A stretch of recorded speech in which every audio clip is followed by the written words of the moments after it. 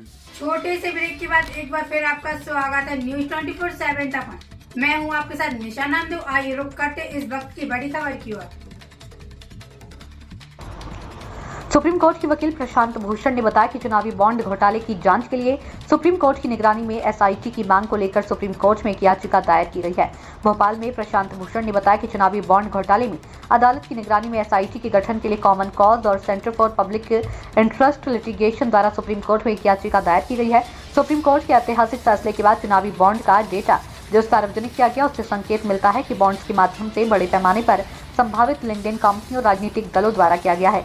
Data से पता चला कि जिन कंपनियों को बड़ी परियोजनाएं मिली, उन्होंने परियोजनाएं प्राप्त करने के करीब सत्तारूढ़ दलों को बॉन्ड के माध्यम से बड़ी रकम देने की संभावित रिश्वत के अलावा डेटा यह सूचता है कि चुनावी बॉन्ड के माध्यम से दान देने वाली कंपनियों पर विनियमित निष्क्रियता और घाटे में चल रही और राजनीतिक दलों को धन दान करने वाली सेल कंपनियों के साथ संभावित मनी लॉन्ड्रिंग का खुलासा करता है। इसके अलावा डेटा संभावित जबरन वसूली के मामलों को उजागर करता है, जिसमें प्रवर्तन निदेशालय, सीबीआई और आईटी विभाग जैसी एजेंसियां शामिल है। चुनावी बॉन्ड घोटाला संभवतः देश का सबसे बड़ा भ्रष्टाचार घोटाला है, जिसकी एक स्वतंत्र संस्था द्वारा गहन जांच आवश्यकता है।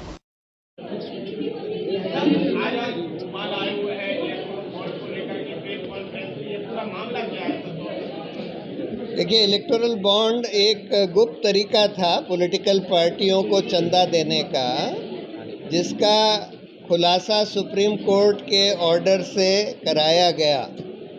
और जो खुलासा हुआ है उसमें जो सामने आया है इंफॉर्मेशन, वो ये दिखाता है कि अधिकतर इलेक्टोरल बॉन्ड जो 16,500 करोड़ के इलेक्टोरल बॉन्ड खरीद कर दिए गए, उसका अधिकतर पैसा घूस के तौर पर कंपनियों ने उन पार्टियों को दिया जो वो सरकारें चला रही थी, जिनके ज़रिए उन कंपनियों को कॉन्ट्रैक्ट दिए गए या उनके हक में पॉलिसी बदली गई, या फिर ईडी, आईटी, सीबीआई का एक्शन उनके ऊपर चल रहा था, उससे हाथ खींच लिया गया।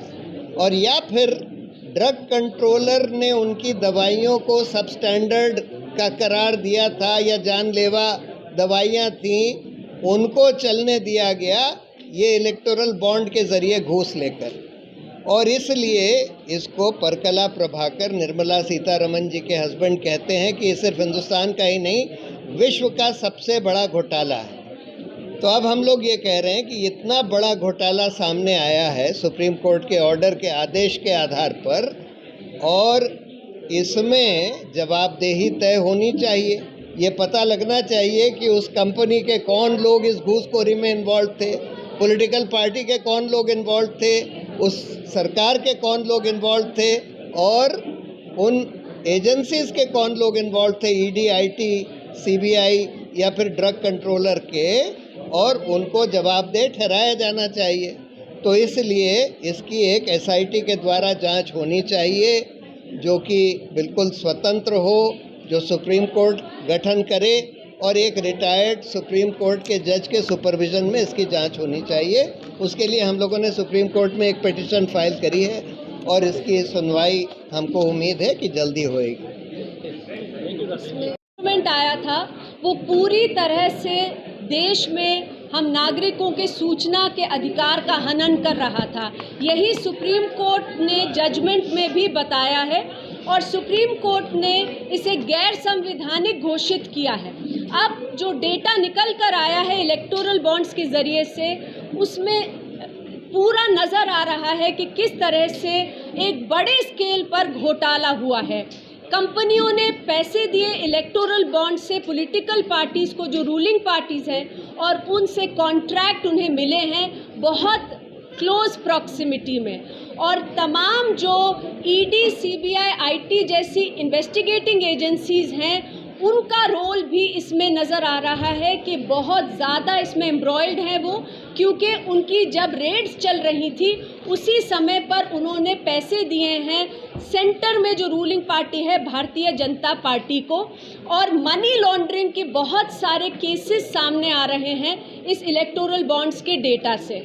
अभी हम ये भी कहना चाहते हैं कि हम बहुत इस चीज़ से दुखी हैं कि सूचना के अधिकार कानून का लगातार हमारे देश में उल्लंघन हो रहा है, उसे कमज़ोर बनाया जा रहा है। एक ऐसा अधिकार जो कि हम सब लोगों के लिए मौलिक अधिकार है।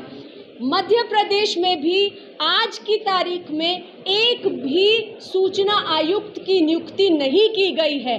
सूचना आयोग जो मध्य प्रदेश का है वो खाली पड़ा है।